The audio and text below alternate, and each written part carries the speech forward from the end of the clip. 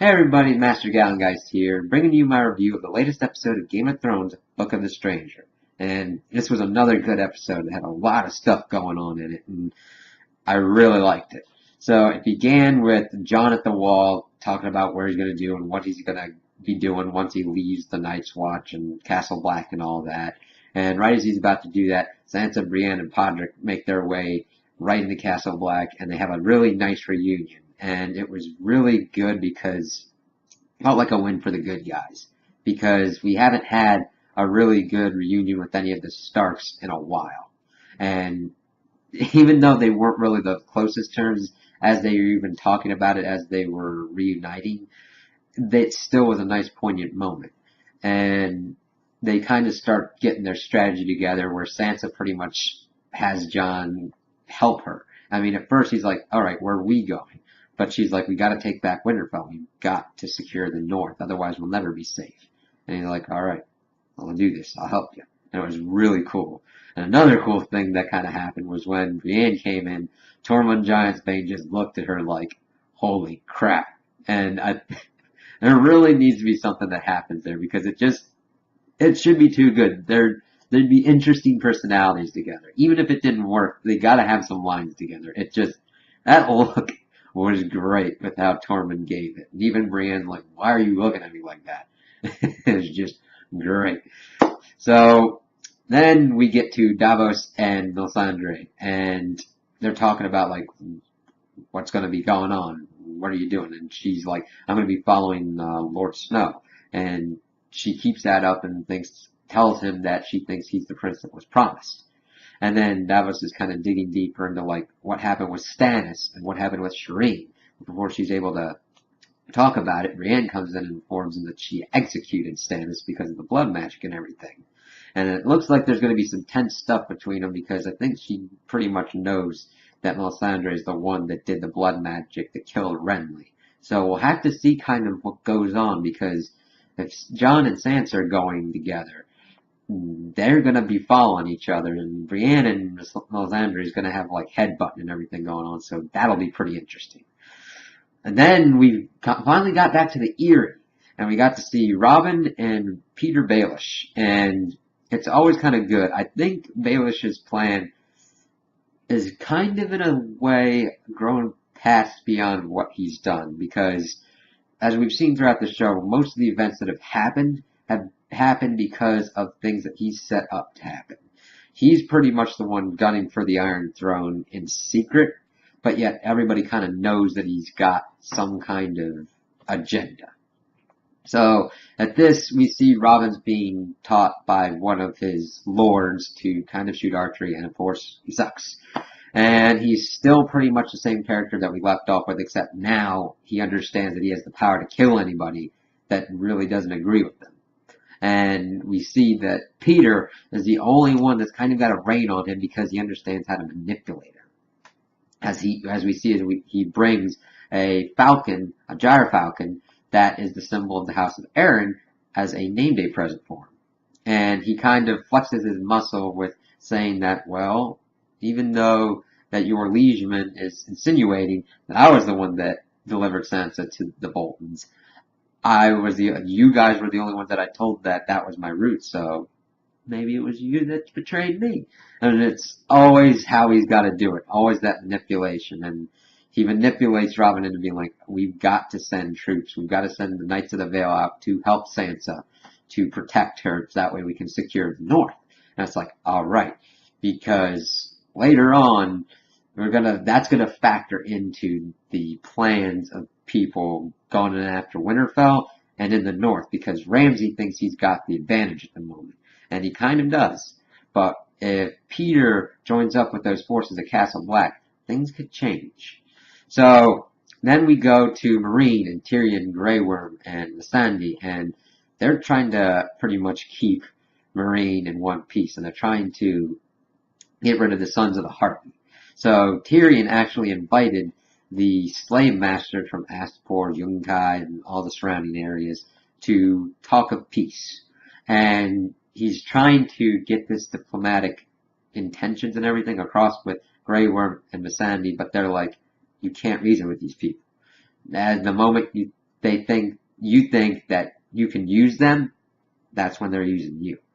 And Tyrion had a very interesting plan to phase out slavery. That slavery is going to be gone from Meereen, but everywhere else, 7 years, it's in your best interest. We haven't had slavery in Westeros in hundreds of years. We'll just make better business arrangements for you. And it goes to show that Tyrion is very shrewd, very diplomatic, and even though people usually don't like his decisions usually turn out to be very good, kind of beneficial in what they do.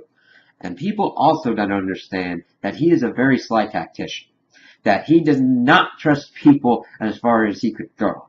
And he understands that if he makes some move that the masters don't like and they can tell that he's going to be making that move, they're going to come after him. And he understands that. His greatest weapon is his mind and how he can use that. And it was really cool to see him get that kind of across.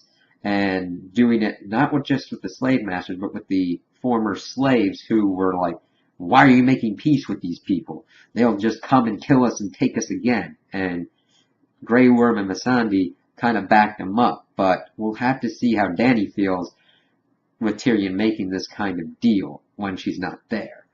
And then we got to cut to Jorah and Daario getting into Baestos Thrak, and it was really good to kind of see their banter back and forth, because Daario, he doesn't like Jorah, but he doesn't not like Jorah. He's like, we're going after the same woman, but seriously, dude, can you really keep up? And it was kind of interesting.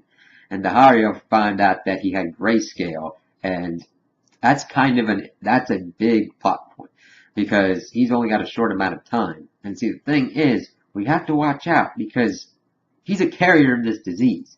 Anybody touches that kind of thing on his arm, I don't even know if it's transferred by blood, but as they infiltrated Baestos Thrak and pretty much had to fight to Dothraki to make sure their presence wasn't announced, he's bleeding everywhere.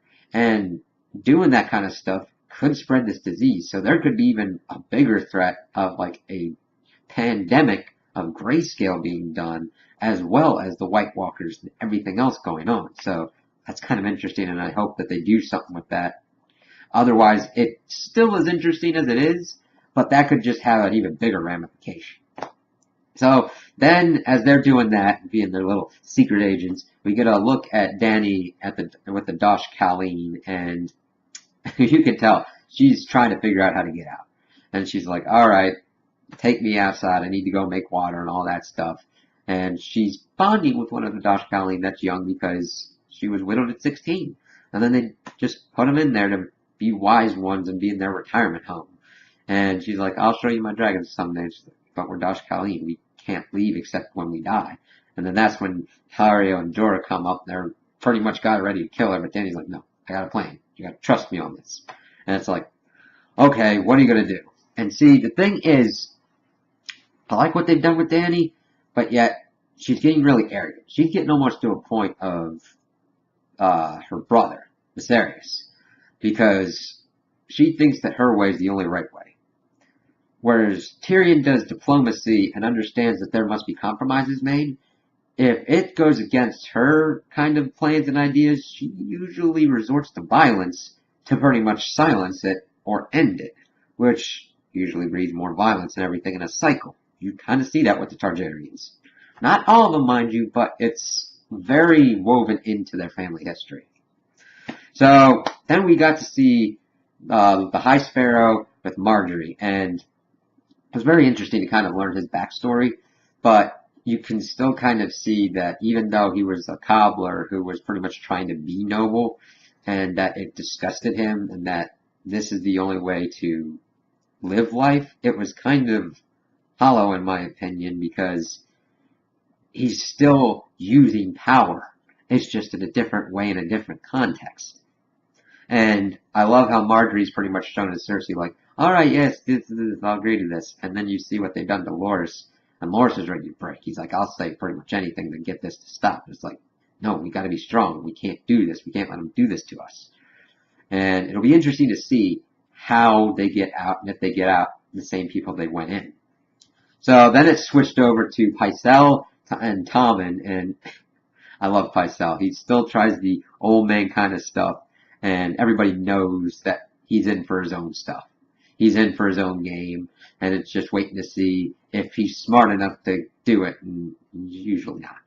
So Cersei and Tommen are talking, and they're like, listen, we need to get Margaery out, because they can't do this. They can't do this to my mother. They can't do this to the queen. This is unacceptable. And Cersei's like, all right, we'll come up with a plan. And then it goes to the small council with Olenna Tyrell, Kevin Lannister, and they do come up with a plan. It's like, okay, we're going to get the Tyrell army in here. They're going to be the ones that pretty much get Margaery away from there. And even though the king has ordered that the royal guards will not be used, it won't be. They can step on it if they need to. And it's classic Lannister moves. I mean, Jaime and Cersei are pretty much positioning the Tyrells to take the fall in case anything happens. But the thing is, the Tyrells are in a no-win situation. If they let it happen, their house's standing falls down because Margaery's doing her Walk of Atonement. If they do something and it screws up, it's pretty much do what you need to do to survive. And it's really interesting to see them put together and be like, listen, we have a common threat. We have to get this done and out of the way. And it was really kind of cool. I didn't think that they could make a dude that would make me want to root for them, but until they get to a point where they're not... I think the High Spirit is more dangerous than them at this point with what he's doing and how he's doing it mainly than what they're doing, because you can always take them out, no problem. Him and his Faith Militant, a little bit tougher. So, then we go back to Pike, and Theon's come home, and Yara's like, why the hell are you here? He's like, she's livid that he escaped. And it was really interesting to see why he escaped, because he wanted to come home and help her rule the Iron Islands. And even though she has a right to be angry, she's got to see that he was broken.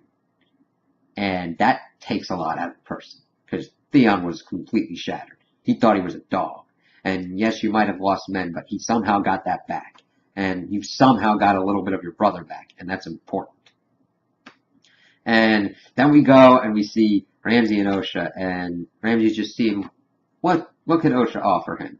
And she's doing her wiles and everything and trying to get at a knife to kill him. And of course, Ramsay, being him, saw it coming and killed Osha. And it's like, there wasn't much to do with her character anyway, but we've already built Ramsay up to this point. We already know somebody's got to take him out.